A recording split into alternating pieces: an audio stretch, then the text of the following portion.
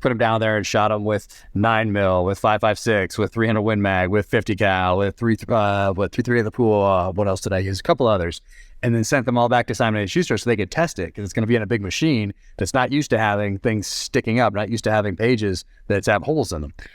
So ended up, most of them worked, and ended up shooting it. I forget to go back and look, but it was I think it was a 338 Lapua I used last time. But so did that. Once again, you could only get them through small local independent bookstores. So did that, and then did it again this time with a clone of a rifle that I had Jim Fuller build for me in Phoenix, Fuller Phoenix, of a rifle that James Reese, my protagonist, uses in my fourth novel, The Devil's Hands.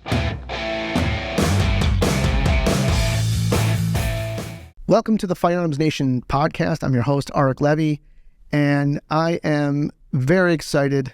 I always say that, but today I am really excited. I was looking forward to this all weekend. I have on a New York Times best-selling author who not only is writing these great books, but these books are being made into, I call them films, even though they're on Amazon. It's better than films. He was a former SEAL. You guys know him. I mean, I'm drawing this out, but I'm going to get right into it because I don't want to hold him up any longer than necessary, and we have a lot to talk about. So my guest tonight is the one and only Jack Carr. Jack, how you doing tonight? Doing great. How are you? I'm fantastic, and I realize there is a little bit of a time and distance. You're all the way in Utah. Is it Mountain Time or is that Pacific Time? Mountain Time. Okay, good. Mountain stuff. All right. So you're only about 2 hours behind me, but it's still afternoon for you. Well, we're getting into early evening here. Although in Florida, it is the temperature is about 90 degrees. So a little colder here, but the snow is melting. Yesterday was pretty cold, so not too much melted yesterday, but there is so much snow outside that my wife has been getting rid of all winter on the tractor as I sat up here and wrote. So I could look down here, make her an old fashioned every now and again, run out with a glass of wine or something like that, and then get back to writing. But there was a lot of snow, and that'll probably be here for the rest of the month, and then early June we should see the last of it then. Well, it's pretty crazy. I mean, this has probably been one of the worst winters that I can remember on record. I mean, because I know they had snow like this past weekend up north. Yeah, we had snow here yesterday. Just flurries here and there, nothing to sustain, but it stuck to the ground. And yeah, it's been a great winter for skiers, probably the best that we've had in quite some time. I think it is the most amount of snow for Park City that's ever been recorded in Utah history. But I got out maybe 3, 4, maybe 5 days because I was writing. And the family hits the slopes, and that's when it's quiet here because they're all skiing. And that's when I get my uninterrupted writing time on the weekends anyway. So I did a lot of writing, not much skiing this year. Okay, and we're going to get into your writing, but you have a new book coming out. Obviously, you'd have to be kind of brain dead and socially dead if you're not on the internet to not know that there's a new Jack Carr novel coming out. It's Only the Dead. It comes out May 16th, which is next Tuesday. And my goal is for people to get out there and get those pre-orders going, because I don't think a lot of people know, you say obviously on your site you're a New York Times bestseller, but what it means to be a New York Times bestseller, I mean, it brings a lot of clout with it, but it also means that I think it's like when the first week you have like 5,000 to 10,000 sales that week, and they count pre-orders. So we want to keep Jack in the business of writing these great novels. So if you guys can, I know, well, I'll link it in the show notes, but if you don't know, if you're not already a part of, Jack Carr's website, go to jackcarr.com. Official jackcarr.com. Official Jack Carr. Yep. And that's it. And then it's Jack Carr USA on the socials. But the New York Times list is an interesting animal because they keep secret kind of how they run it. And I might be a little off here, but let's say back in the early 80s, there was, I think it went all the way to the Supreme Court, but someone sued the New York Times for, hey, I sold this number of books, yet I'm not on the list, or I'm not at this number. And the New York Times ended up winning because it's an editorial, essentially. So they can kind of move things around. So you really have to be in that number 1, number 2 position for them not to ignore you. And luckily last time I had number 1 across the board in print combined and audio.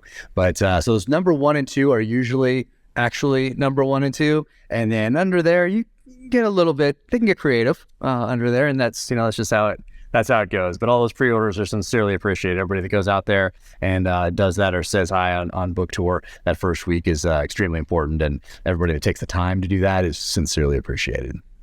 Well, here as a point of trivia, that was William Peter Blatty.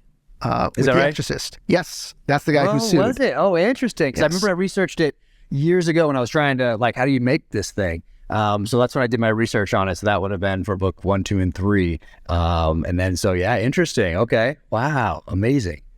And another point of trivia, he actually directed Exorcist 3, which was a horrible title for a movie because everyone's expecting it, but it's actually a really good scary movie. One of the most scary movies I've ever seen. Oh, interesting. I'm not a big fan of that kind of scary movie for whatever reason, and my wife isn't either. So it's luckily that we're both on the same page. But our kids love them. Our kids love like It and that sort of thing. And my goodness, I don't know, for whatever reason, I think my wife saw Poltergeist at a friend's house when she was like in 3rd grade or something.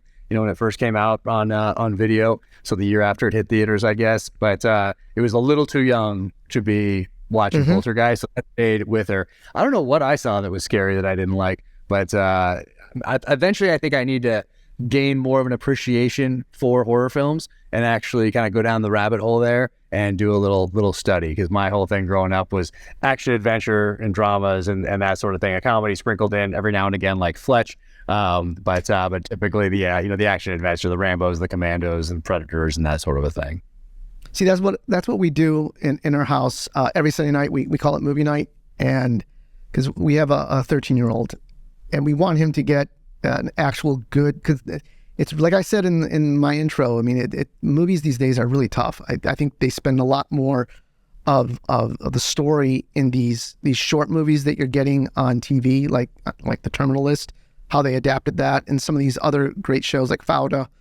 But so we have movie night, and with movie night, it's always these classics. So we've been doing Hitchcock lately. So we hit Psycho, we hit Rear Window. We just watched Vertigo last night, which I was impressed that he sat through it, because it's kind of a hard movie for a 13-year-old of the social media generation to just sit through. But he's enjoying it. But that I think that's important, that he gets to get exposure to these types of things. Oh, no, absolutely. I've been threatening my family to make them watch Magnum every Thursday night at 9 p.m. So it's kind of in the same cadence that I saw it as a kid.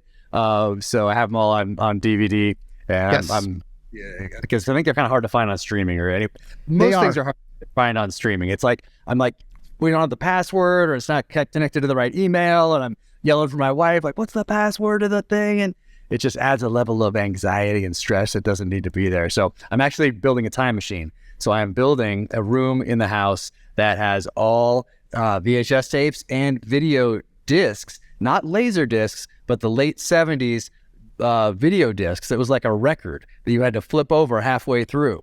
So I'm making a room that has all those old movies on VHS and on video disc, and having movies from that time frame, posters in the room and everything. Maybe a Atari 2600, maybe the first Nintendo. Go back, and that'll be my time machine, so I can go back to, let's say, 1985, which is probably where I'd go if I could. Yeah, that's pretty awesome. I really like that. Speaking of Magnum, that's Friday nights. It's another tradition after dinner. Oh, you do that? Nice. Yeah, we watched 2 episodes of Magnum. Thursdays was when it aired in back in the day. We're on season 4 right now, because I think it's like 8 or 9 seasons. And he loves it. I mean, there's some that are kind of but some of them are just like so amazing, and it's cool. It's cool to share that with your kids. But also, you had mentioned the pre-orders. So you did something pretty cool yourself with Only the Dead pre-orders. You shot through them. What was that all about? Yeah, so I started it back in for my 3rd novel, Savage Son, because as that one was getting ready for publication, COVID hit. So bookstores shut down, book tour switches to virtual. This was the first, let's say, kind of commercial fiction novel to come out during COVID. So people are watching, and you couldn't go to Simon and Schuster and say, hey, what did you guys do during the last pandemic? Like, how did you launch a book? Because people are worried about their jobs, they're worried about feeding their families. There's a lot of uncertainty in the early days. And so you don't want to be like, hey, buy my book. It's just not really an appropriate way to go about doing something. So I needed to sit down and figure out how to launch a book. And one of those ways I thought about doing it, and one of the ways I did it was to create a book plate that you could only get through independent bookstores that were closed down. So to give people a reason not to hit the easy button on Amazon, and to take that one extra step to either call or get on a website for a small independent bookstore to get the book that way. And you could only get those book plates, which for people listening, it's like that's like a sticker that has a design on it that I signed. So I made a bunch of those, signed them, and sent them to a bunch of different independent bookstores across the country, and then did a campaign where I had my website, and you could link to them, and it would count down how many were left and all that sort of thing, just to really help them out, because they were getting no foot traffic during that time frame. They were shutting down, and it was just not a good time for small independent businesses in general. So I started it with that, and then for the next one, I did it again. That was another virtual tour because everything was still shut down for my fourth novel. And then fifth novel went on tour again, but thought I needed to step things up a little bit. So that was In the Blood last time. So I shot through, I forget what the number was, but a certain number of title pages, and then sent them back to Simon & Schuster, and they bound them into the book at publishing. So I did a certain number of those and had to test it out. So I took, because they'd never done this before. So they sent a bunch of just pages that were the same size and thickness as a title page. And I bound some at 100, some with 200, some with 100, taped them together with cardboard on either side of them, put them down there and shot them with 9mm, with 5.56, with 300 Win Mag, with 50 cal, with 3.3 of the pool. What else did I use? A couple others. And then sent them all back to Simon & Schuster so they could test it, because it's going to be in a big machine that's not used to having things sticking up, not used to having pages that have holes in them. So ended up, most of them worked, and ended up shooting it. I forget to go back and look, but it was I think it was a 338 Lapua I used last time. But so did that. Once again, you could only get them through small local independent bookstores. So did that, and then did it again this time with a clone of a rifle that I had Jim Fuller build for me in Fuller Phoenix, of a rifle that James Reese, my protagonist, uses in my fourth novel, The Devil's Hand. So shot through them this time and did the same thing again, just as a way for me to say thank you to independent bookstores for being there and promoting authors and reading, just a little something that I can do. And my mom was a librarian, still is. So in my youth, I spent a lot of time in libraries and small bookstores. Anytime we travel, we'd stop at the local bookstore. So I have some very fond memories of spending time in those aisles, in those stacks of books, and it's just a little something I can do that's a little different. Well, I love books, but I've traveled and I've been to some of those bookstores. It's tough to find them because they're under so much competition from the major retailers. But what's your favorite bookstore? Ooh, let's see. I mean, I don't know if I have a favorite bookstore. I love Dolly's because it's here in town. I love Poison Pen in Scottsdale, Arizona, because that's where I kicked off my first book tour and every other book tour since. Love Tattered Cover in Denver, Murder by the Book in Houston, Wild Geese Bookshop in Franklin, Indiana. They all have a slightly different feel to them. So I don't know if I have a favorite. I don't think I could put my finger on one. The King's English right down the street here in Salt Lake, because they're all just a little different. And so can't really pick a favorite, but I just love independent bookstores in general, that they're still around, in competition with that easy button called Amazon. That's the thing, thinking about this, and I read the book. I'm not going to ruin the book at all, but it's a great book. I think it's just love the story. I love what's happening. I mean, my God, poor James Reese. That's all I gotta say. This guy goes through so much.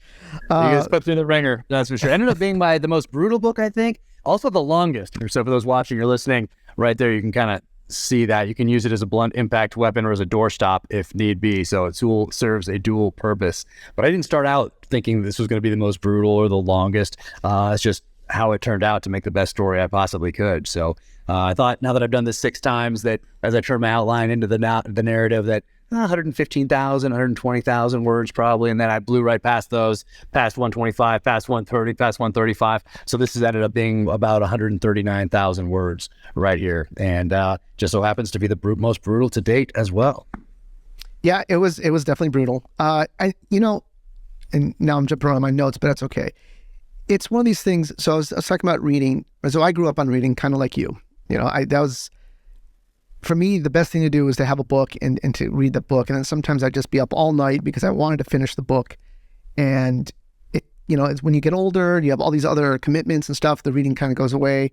Or, now I read on my phone, which it's kind of, it's not the same feeling. But the nice thing about it is that it's there with me all the time. I could be in line, I could be wherever, and I want to read something, I can just start reading instead of, because there's such a draw to go to social media and to do your likes and to send your posts, and that's a whole other animal.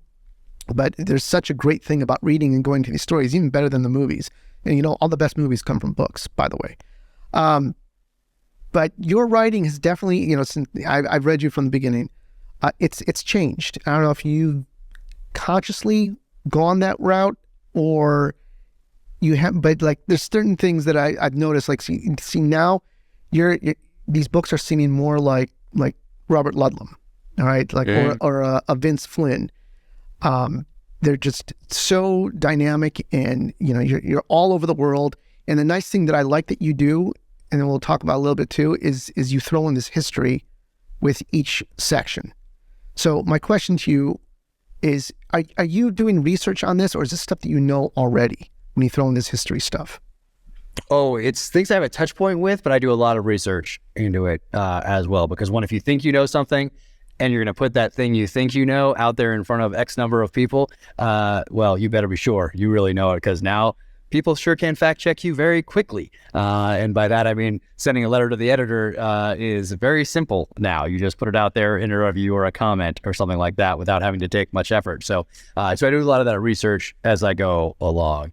And hopefully my goal always is to have this book be better than the last book, have the sentence I write next be better than the sentence that I write before. Just like in the SEAL teams, it was always to be the best operator and leader I could possibly be, but be a better operator and a better leader today than I was yesterday. Same thing, be a better father, be a better husband than I was yesterday. So I'm always a student, always trying to improve no matter what. So hopefully the books are evolving. I feel like they are, because I am growing as well. I'm on a life's journey, just like my protagonist is, just like James Reese is. And I'm taking lessons from successes and failures and applying them to future problem sets in creative way, hopefully as wisdom also.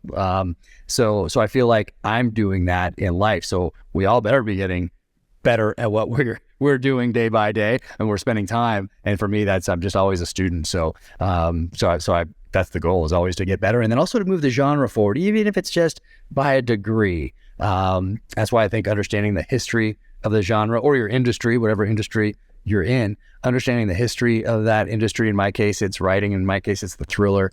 And like who are those people that came before me? Who gave me this opportunity by writing what they did before? What am I building off of? Because that's all part of my experience now, is all those books I read growing up by Tom Clancy and Nelson DeMille and David Morrell and AJ Quinnell and J.C. Pollock and Mark Golden and Louis L'Amour and Stephen Hunter and all these guys who were the masters. And so I think it's important to go back and read those, understand the history. But in my case, I was lucky that I read them growing up, so I had this foundation in place. And I read most of those novels at a time when I wasn't applying a cynical eye to it, if that makes sense. I was age 11, 12, 13, 14, 15, 16, 17, 18, and I was just enjoying these books for what they were, just the love of reading. There was magic in those pages. So I gave myself this education without meaning to, without going back with some sort of a more mercenary or Machiavellian type of a reasoning, and say, if you woke up at age 35 and wanted to be a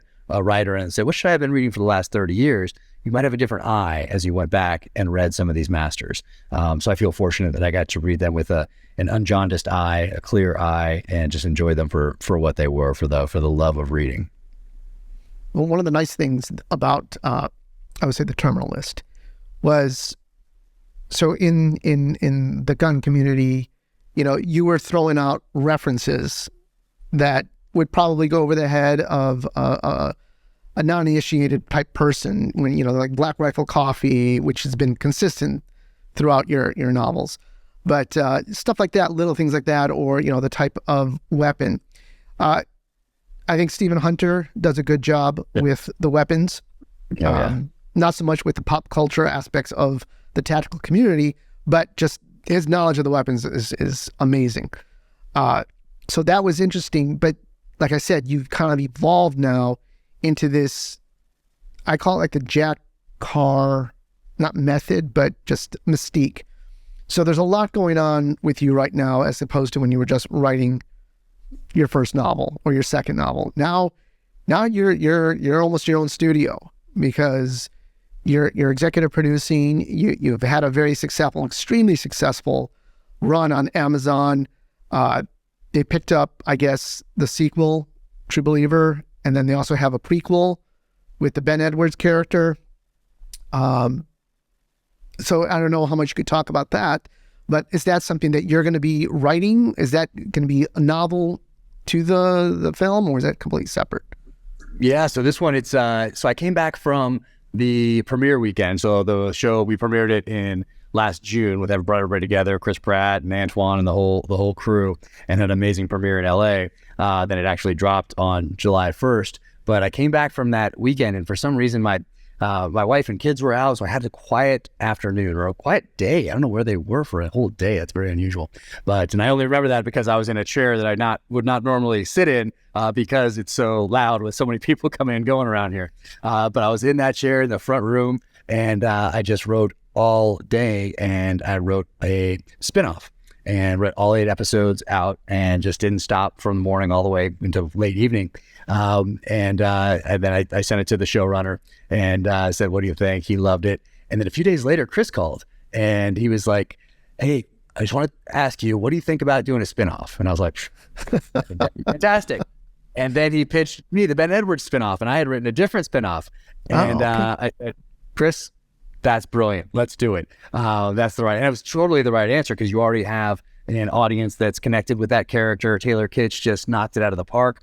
One of the characters that I think was done so much more, it was developed so much further on screen than I did in the first novel. And what Taylor brought to that role just took it to the next level. So that definitely the way to go, is to do a prequel origin story with that character, show how he goes from the SEAL teams to the CIA.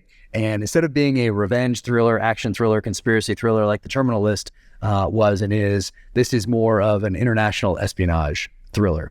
And so I'm co-creating it with the showrunner, David DiGilio, who was the showrunner for The Terminal List. And so we're creating it together, and I'm writing one of the episodes. We have a writer's room. Well, I guess we're not writing it right now, because as of 4 days ago, there's a writer's strike. So it's pencils down now until they can work that out. But when we pick up those pencils again and sit back in front of the keyboard again, we'll pick right back up. And I am super fired up for it. It is good. And one of the things about that also is that people can't, even if people are a fan of the book, they can't open it, read, be like, "Oh, that's different. Yep, that's different. That's different. Oh, I hate the show." And because things are going to be different when you're telling a story visually. So in this prequel, that's not an issue, because it's based on characters that I developed and created, but now it's a whole new story. There's some touch points with things, especially from True Believer, which is important, because then we roll right into True Believer, to writing those scripts, and then going into production on that with Chris starring in that one. So so there's a lot going on, but I don't feel any more busy than I have at any other time in my life. I've always felt busy, always been moving, always been trying to improve myself. I've never sat around and said I'm bored, and that continues today. So working on all that. I have my first nonfiction book also coming out in the fall of 2024 on the 1983 Beirut barracks bombing. And I'm working on that with a historian and Pulitzer Prize finalist, James Scott.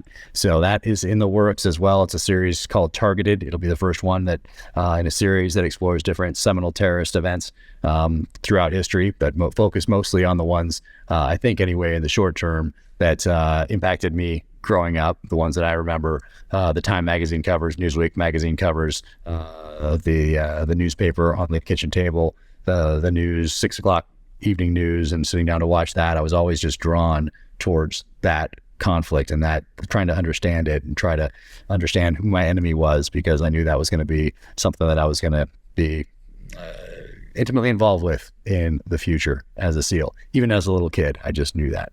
So yeah, there's a lot on the plate, but it's all fantastic. I feel extremely fortunate.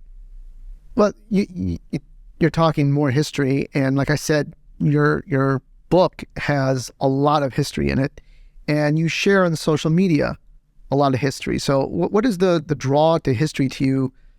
Because look, I love it. I love the stuff that you're putting out there. It's great. I'm looking forward to your nonfiction book and whatever series that evolves into. But I understand the writing, but where did the history stuff come from? I think they've been intertwined since I was a little kid. I was always reading history. I love historical fiction. Some of my top 5 recommended books, 3 of them are historical fiction. Once an Eagle by Anton Meyer, Winds of War by Herman Wouk, and War and Remembrance by Herman Wouk. I think it's a great way for people to get introduced to history, because it's you're invested in characters rather than just kind of a drier type of a narrative, because you're seeing it through different people's eyes. In the case of Winds of War and War and Remembrance, you're seeing it through multi-generational eyes that take you from before World War II all the way to the end. We should read both of the books. And so I've always been drawn to history. And I think a lot of that is because a lot of the books that I read growing up, all those authors I just mentioned, oftentimes there'd be a sentence in there. And I'd say, oh, wonder what that sentence means. I understand it because of the context, but that's really interesting. I'm going to go back and I'm going to do some more research, and I'm going to go to the library. And you couldn't obviously use the internet in 1983, 84, 85, 86, 87. You'd have to actually go to the library and put in that sweat equity, get down there, figure out how to research, pull out magazine articles, pull out newspaper articles, pull out books, find the references, do the research. And just being a student of war makes you a student of history, because history is war. A lot of it is, I should say. So I've always just been drawn to it. So it's very natural for me to weave different historical events into the fabric of the novels. And then I get to the end, and I started doing this with The Devil's Hand, with my 4th novel, putting an author's note at the end. I've set them all up with a preface where I kind of set the tone for what's about to go down. But then at the end, especially after I finished that 4th one, where I did a lot of research into bioweapons and biodefense research, and I realized that people were going to wonder what was fact and what was fiction when they got to the end. So I wrote an author's note, and I've done that every novel since to include this one. So people get to the end and they can get a little bit more of an understanding of, hey, oh, wow, that was real. There'll be a couple surprises probably if they read that author's note and didn't know some of the history ahead of time. There'll be a couple surprises in there, I think, as to what was actually fact in those pages. Well, a lot of your books have been very prophetic, I got to admit. I don't know if hopefully you this have one's Well, I know, but the way things are going, you never know. You never know. One of my favorite books, and I'm going to revisit it, even though it's a monster book, is Red Storm Rising by Clancy. Yeah. I think we're pretty close to that. I mean, he was kind of almost spot on with how things are going. So are you with a lot of the stuff that's going on with Russia, with the Ukraine. The Devil's Hand kind of came out perfectly, but are you lucky, or are you getting good intel? Well, some of these things aren't hard to predict, like the Russian invasion of Ukraine. I did the research into that for my 2nd novel, True Believer. So that's going to be interesting when we get to that part of the outline and script process, because Russia actually did invade Ukraine. And of course, in the novel, you have to have a hero that saves the day. Not all the time, but, oftentimes it's good to have a little bit of resolution like that. So that one wasn't too hard to predict. I read The Accidental Superpower by Peter Zion on the way to Africa, and I was going to Africa to do research for True Believer, going to Mozambique, put boots on the ground over there because it was such an important part of that narrative. But I read his book on the way over there, and it came out in 2014, and I was doing that research in the summer, fall of 2016. So, you look at Russian population, ethnic Russian population, and realize that is in such a steep decline. And outside of Russia, Ukraine has the vast majority of ethnic Russians, and so if they want to survive as a people, they're going to need that land. There's a lot of other things that go into it as well, especially when we look at the end of the Cold War, mistakes that we made that essentially created a perfect storm. And by we, I mean the United States, essentially followed by NATO. So taking those lessons and applying them going forward as wisdom is something that I think we neglect to do as a nation, because we're looking at things in terms of 4-year and 8-year election cycles. But we should be taking a breath and studying the pages of history, learning those lessons. I think that's what we owe those who came before us, and what we owe those who are at the pointy end of the spear. They're going to be asked to go downrange in the event that diplomacy fails. But yeah, that one was not hard to predict. So I think it's just looking at the landscape. And when I did The Devil's Hand, I was all about looking at the United States through the enemy's eyes. And by the enemy, I mean Russia, China, North Korea, Iran, superempowered individuals, terrorist organizations. And at the time, what they would have learned by watching us on the field of battle for the last 20 years. And when I started writing it, I was thinking tactically, and then what would they have taken away and incorporated into future battle plans? And then as I'm writing it, COVID hits. And so I think, well, I'm looking at the United States through the eyes of the enemy right now. What lessons are they drawing from our response to COVID? And I worked that into the novel, and I continued to type away. Then a summer of civil unrest hits, then a very contentious political season. And once again, I'm typing away, and I'm looking at all of those things through the eyes of the enemy, and that just naturally made it into the novel. So yeah, just writing the best stories that I possibly can.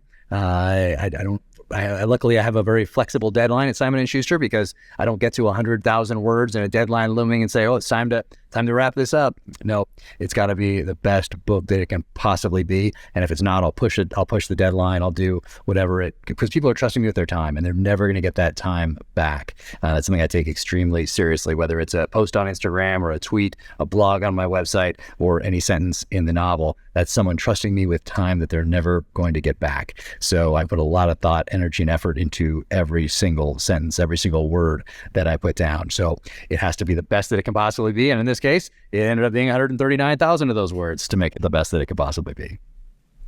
It almost seemed, I'm not going to get into the book, but other than you should read the book. It's kind of like no, I'm not even go there. So anyways, your research that you're doing, you said you went to Africa. Are you going to places that will have you? Because I know there might be some places around that you mentioned that won't take you. But are you going to these places? What kind of process is that like? Yeah, so the first one, I'd been to Iraq, been to Afghanistan. I was still in the military when I'm writing, so I'm choosing locations that I've already been to. That just made sense in that first novel. But when I retired from the military, I still hadn't sent the book off to Simon & Schuster yet.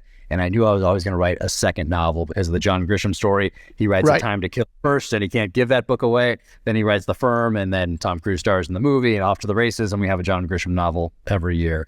But I always thought, like, what if he'd stopped when he met a little bit of resistance and couldn't sell, and I shouldn't say couldn't sell, but couldn't sell very many copies of A Time to Kill, which I think is his best work. I haven't read all of the recent ones because I've been a little busy, but I read them all until I got out of the military. And I think A Time to Kill is one of, if not his best work, but that's the one that he couldn't sell. So if he'd gotten discouraged and not continued on, not written The Firm, well, he might just be retiring today as a partner in some law firm, and maybe not really enjoying it, and always thinking back to, man, I should have given it one more shot. So even before I submitted my first novel to Simon & Schuster, I was already on a plane to Mozambique to put boots on the ground there, because I knew it was going to be such an important part of the story, and I wanted to learn about the different dialects, learn about poaching. I wanted to learn about Chinese influence in the area, mining operations, legal and illegal, the politics of the region. I wanted to get to know the professional hunters and the trackers and how all that worked over there, and then weave that into the story. So it was so important for me to do. So I went and did that. And then for the third one, I realized, wow, Kamchatka Peninsula in Siberia, Russia, are extremely important. And this third novel is one I've been wanting to write since the third grade. After I read Most Dangerous Game, I always knew that, which is a short story written by Richard Connell back in the 1920s. And even back then in the sixth grade, I told myself that I would one day write a thriller that paid tribute to that short story. And that was Savage Son. It's actually the one I wanted to start with, but I knew the characters weren't developed enough to explore that theme, the dark side of man, through the dynamic of hunter and hunted. Yet I had to introduce the characters in the terminal list. I had to continue on a journey of violent redemption in that second novel, True Believer. And when I finished True Believer, then I knew it was time to write Savage Son. But I needed to get over there because it was such an important part of the novel. And so I went over there, put boots on the ground in Kamchatka, Russia, and got so much out of it that ended up getting woven into that storyline as well. So then for Devil's Hand, COVID hits. Everything locks down. So luckily, that one was more domestic, more U.S.-centric, based in the other place that I might have needed to write about, specifically Iran. I wasn't probably going there anyway, so that was okay. And then the next one, I really wanted to get into Israel, but we're still locked down on COVID, especially for Israel. If you weren't an Israeli citizen, and they kept changing the rules, and I was really trying to get to Israel. But what I did, I was a huge deep dive into researching that for my last book, In the Blood. And then I sent the section on Israel to a family in Israel and had 3 generations read it. So somebody in their 90s, somebody in their 60s, somebody in their 30s.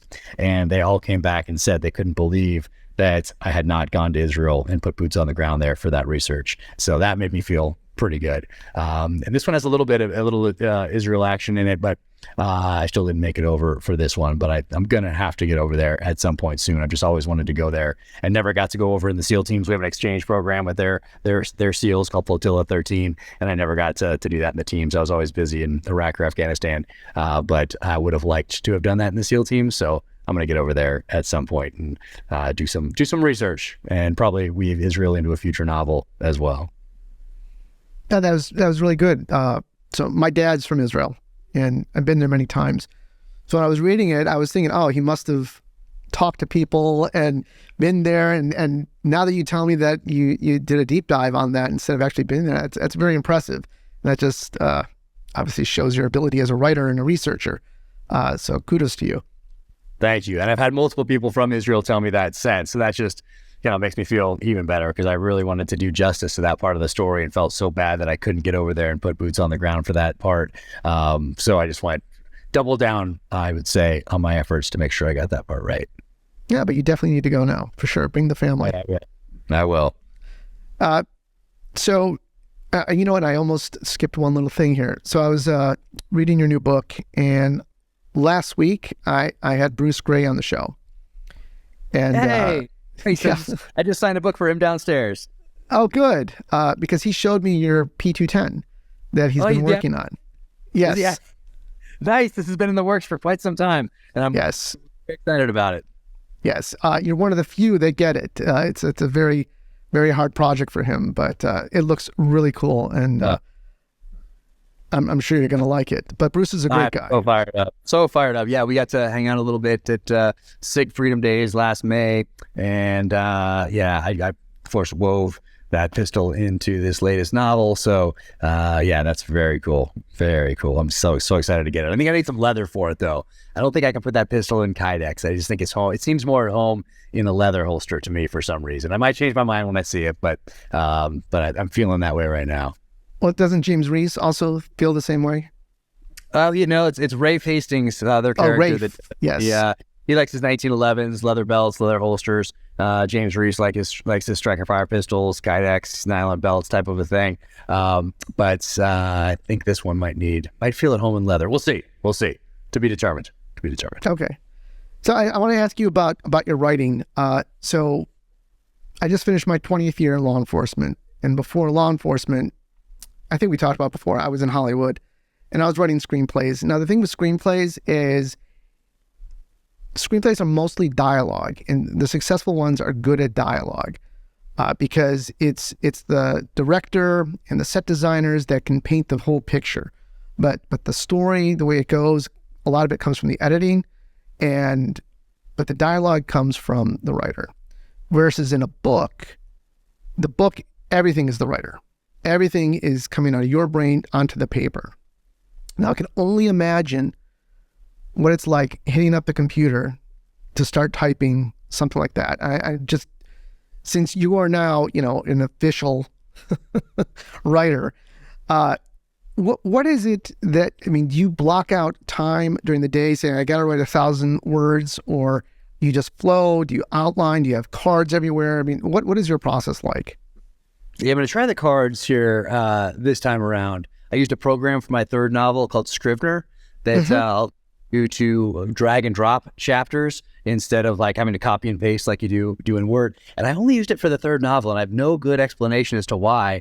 I think I just got so busy, and there were some certain things that I wanted to dive into on that program, and I never got a chance to do those tutorials or really figure it out. But I think it's a fantastic resource for people starting out, because you can drag research in there, you can drag photos in there. It means you're not like going back in your history like, oh geez, what site was that where I did the research on X, Y, or Z? It's already in there. So I think it's a great resource. But my process has been the same from the beginning. It hasn't changed yet to include with this 7th one that I'm working on right now. And I start with that title because I don't want to be in my head thinking, oh geez, I've had great titles up to this point, and what if I don't think of a good one? Because that's bandwidth. It's not going into making the story the best it can be. So I start off with a title and a theme. And every book has had a different theme thus far. So Revenge Without Constraint, Violent Redemption, Dark Side of Man, through the dynamic of Hunter and Hunted. We talked about looking at the U.S. through the enemy's eyes. Last one was a sniper-centric novel of violent resolutions. And this one's a novel of truth and consequences. So I have these themes that guide the writing process so that everything really comes back to those themes, whether directly or, more importantly, indirectly. So that guides the process. Then I do a 1-page executive summary. And I write that up, and then I say, is this worth the next year and a half of my life? And if the answer is yes, then I read it again, and I say, if someone was going through the airport at Hudson News or something and picked this up and read the synopsis right here, would they be willing to invest time that they're never going to get back into these pages? And if the answer there is yes or probably, then that's the next one. And I take that 1-page executive summary, turn that into the outline. And my outlines aren't so detailed that I'm just adding, a few words here and there to connect these things. I think that's the part that would be, if someone was to use this process, that would be the most subjective part of it, because it's going to be different for everybody what they're comfortable with in that outline. And for me, I get to a certain point, and maybe it's in part 1, and maybe it's in, middle of part 1. And I'm thinking, oh, geez, how's he ever going to get out of this? Or how's the reader going to believe this? Or something like that. And then I don't spend any more time thinking about it. I just put X's on there, and then I keep going, knowing that I have a whole year and a half to figure out whatever that problem is. I'm not on the battlefield anymore, but I'm doing something similar in that I'm solving problems aggressively and creatively. I'm capitalizing on momentum. I'm looking at gaps in the enemy's defenses. I'm trying to adapt as faster than the enemy. But in this case, I can take a breath, and if I mess up, no one's going home in a body bag. I can sleep on it. I can come back the next day, read it again. I can fix it. Or if it's something I can't quite figure out, I know that in a month and a half, 2 months, something will come to me and I'll figure it out, because it's going to be sitting back there. I'll be dwelling on it as I'm writing. I'm thinking, okay, I'm at this stage, but how does this connect to that part that I'm stuck on in part 1 or part 2 or wherever I am? And I know it'll come to me. So I don't waste any energy or any bandwidth worried about not figuring it out, because I know I have this time to work with. So I get that outline to wherever I'm comfortable with it, and then I start turning that into the outline, to the narrative, knowing that certain parts of the outline will change as I continue to develop characters, and as the characters interact with one another, particularly new characters that I don't know yet. I'll have a list also of all the characters and their position, because I want to make sure that certain names, particularly the Russian names, that all sound quite similar regardless of what you try to do, but so that they're not starting with the same letter or ending on the same letter. That's the tough part with the Russian names. So I have all that, and I'll have something like their position, like head of Russian intelligence or whatever it might be. So I'll have all that stuff, but I don't know them yet. And then when they start interacting with other characters and through dialogue, that's where I get to know them as well. So I love writing the dialogue, because I'm getting to know characters that I don't know yet. I know what position they have. I know who they are, if they're a congressman or they're the president or whatever. There might be a business guy, whatever it is, but I don't know them yet. Then when they start interacting, that's where all that stuff comes to life. So that's the process. I get to the end, and then I send it to 4 trusted friends that read it and give me a little feedback on it. And then sometimes I'll incorporate any of those suggestions, sometimes not. And then I'll send it off to Simon & Schuster and then take that feedback from my editor and then move forward. But that's been the process thus far. And it's the process that I'm working on into this 7th novel. So the old adage in the tactical world, you don't go into a room you don't have a plan to get out of. Okay. Do you apply that to your chapters or your scenes? That's a good question. I'm trying to think back to my outline. Do I ever start one not knowing? I mean, I don't know exactly like the words that I'm going to end it on or how I'm going to end it. That's the art part of it, figuring out how to end it in a way that makes the reader want to turn that page and keep reading. So that's the art part of it.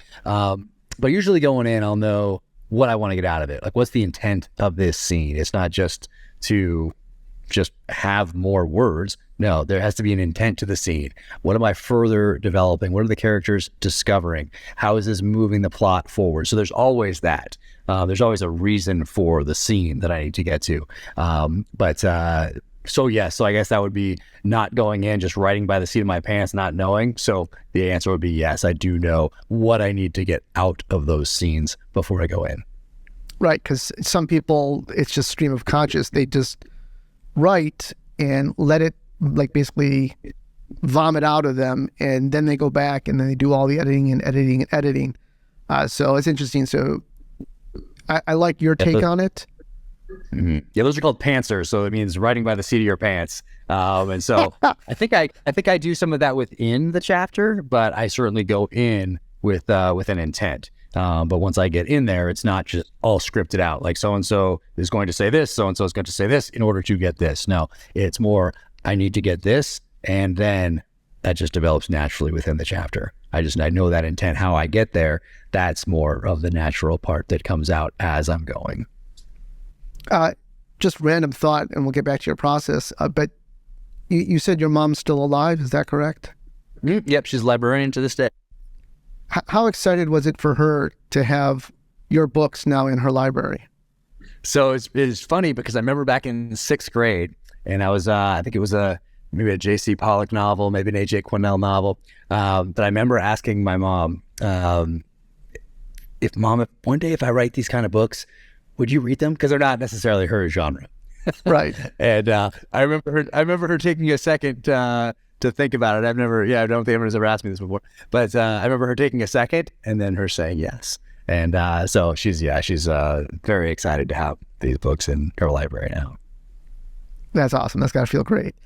You had 2 careers, you 2 extremely, different careers, being on the SEAL teams and retiring from that, and now being a successful author and media mogul. And it's kind of hard to say, which one you like better, but because they're very different, and you get different things from, being on the teams, and you get different things from what you're doing now. But which do you like better? Do you have one, or are they just completely different that it doesn't matter?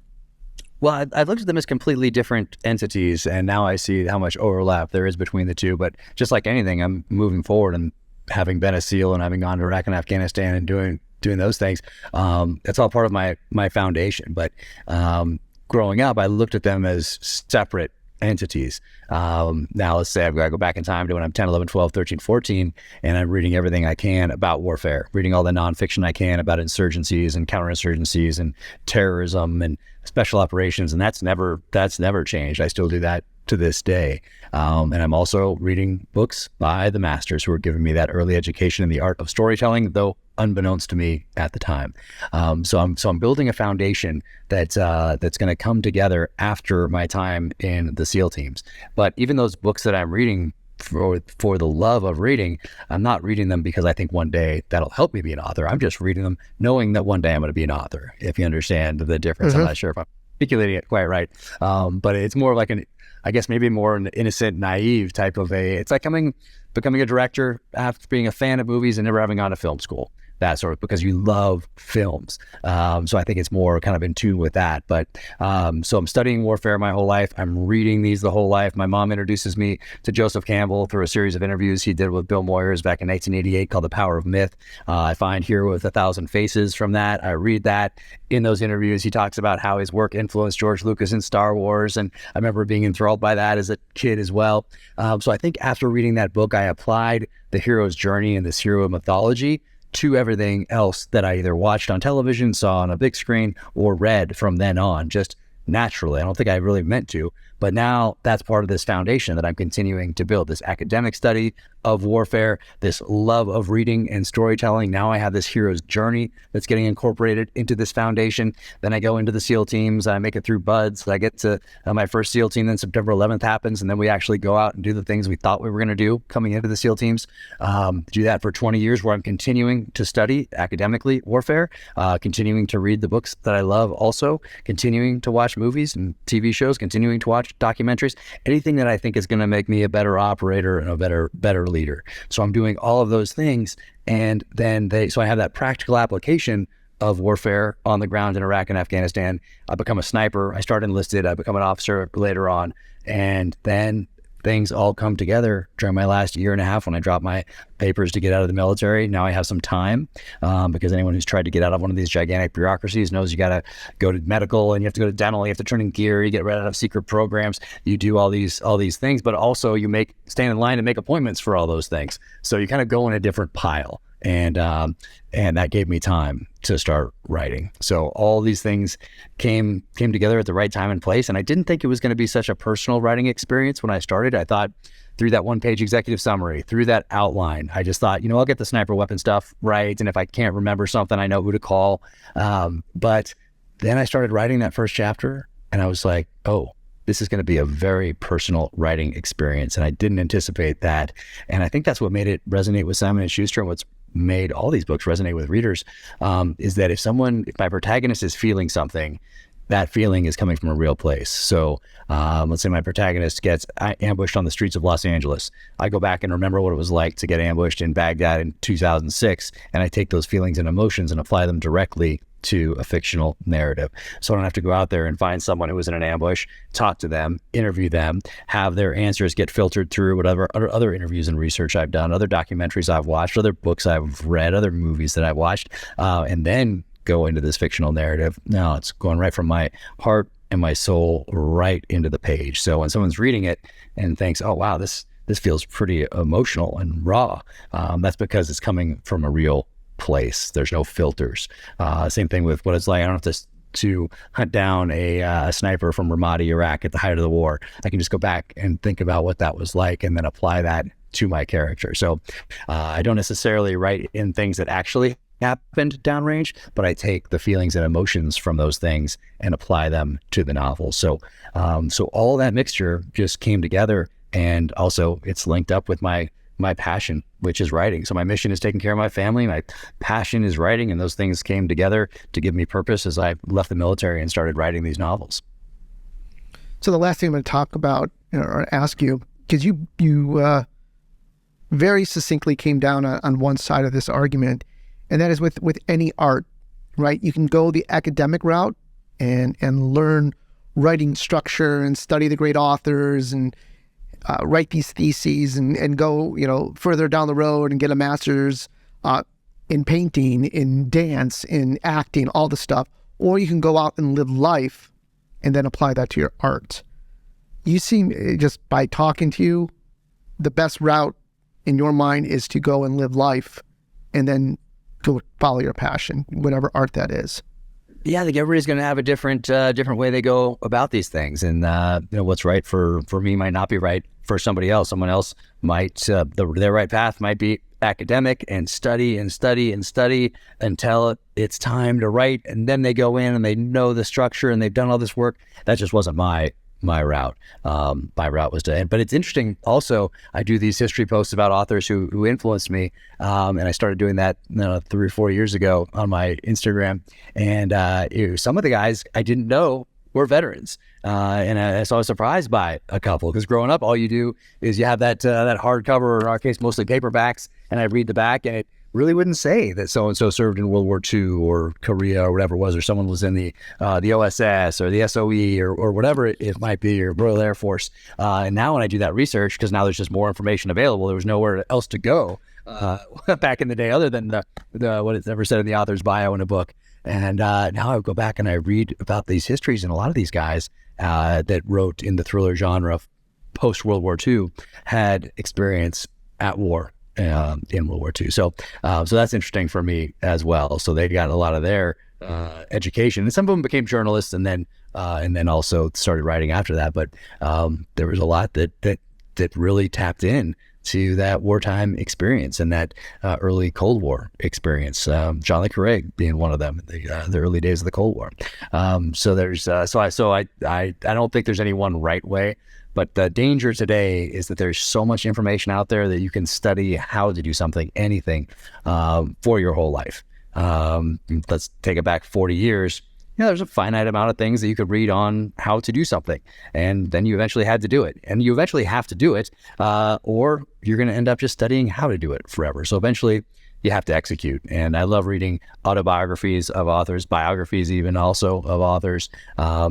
Stephen King's on writing, of course. David Morrell's The Successful Novelist. A series of books by Stephen Pressfield on creativity that start with the war of art. There's also Turning Pro, Do the Work, Authentic Swing. But really, they all come down to, hey, sit down and write. And that's what I love about those because most of those books do come back to that. You gotta execute at some point. Do you ever get a chance to read any more with all the stuff that you're doing? I read a lot, but it's mostly for what I'm doing. So it's not, I don't get to go out to a hammock and put my feet up and just enjoy a book again. I heard Lee Child answer a question about what he was going to enjoy most about retirement from the Reacher series. He turned that over to his brother, and he said, reading for pleasure again. And I definitely understand that. But now I have a podcast, Danger Close Podcast, and I've read every book from people who have come on thus far. And I don't know if I'll always be able to do that, but I have up to now. But that's a lot of work. And as you know, you make it look easy, but you're putting in work. You're reading the book. You're coming up with the questions. You deal with some technical issues maybe here and there. But it's a lot of work to do that, especially when you have all these other things going on. But what's happened is that it makes me prioritize books that I probably want to read, but because of all these things going on, I probably would have knocked down a couple notches on my priority list just to hit my 5-meter target.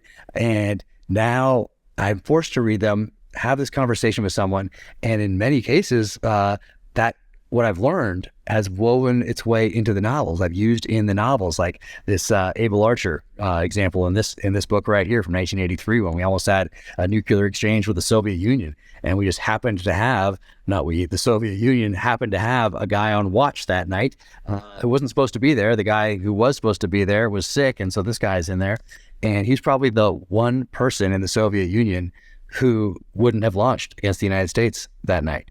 Against targets in Europe as well. And yeah, amazing. So that worked its way into the storyline, but I wouldn't have read The Able Archers and then done the other research into the 2 or 3 other books that I used for research about that incident and multiple events in 1983 in particular, without having done that podcast. So it's there's a lot going on, but so I'm reading for the podcast, I'm reading for research for the book, and I'm reading people's books for blurbs also. So it's just to give them blurbs when they ask me. So it's there's a lot. So I am doing a lot of reading, but it's not the kind of reading people think of where you're like, oh, you just sit back in the chair at night and grab a whiskey and put your feet up and enjoy a good book. So it's these days there's a purpose. Well, I'll let you get going. I know you have a family and you got to get back to writing because you got so much to work on. But yeah, keep, it's a Danger Close podcast. It's such a great show. You learn so much from the people you bring it on, and it's well done too. That's another good thing.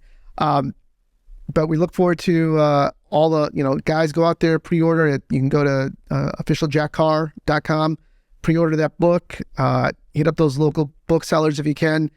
Believe it or not, for him to get in the New York Times, it's not an Amazon deal. They have something against Amazon. So if all his purchases come from Amazon, he's not going to make the top 1 or 2. So we want him up there because it means a lot to us as a community to have someone like Jack getting that kind of recognition and spreading the good word that we're not all insane people. But again, Jack, thank you so much. I'm sorry I missed you last time, but I'll make it a point to always get you on when you have a new release or whatever you got going on, and be safe. Oh, thank you so much. Really appreciate it. And you stay safe out there too. Safe as can be. Thank you. Take care.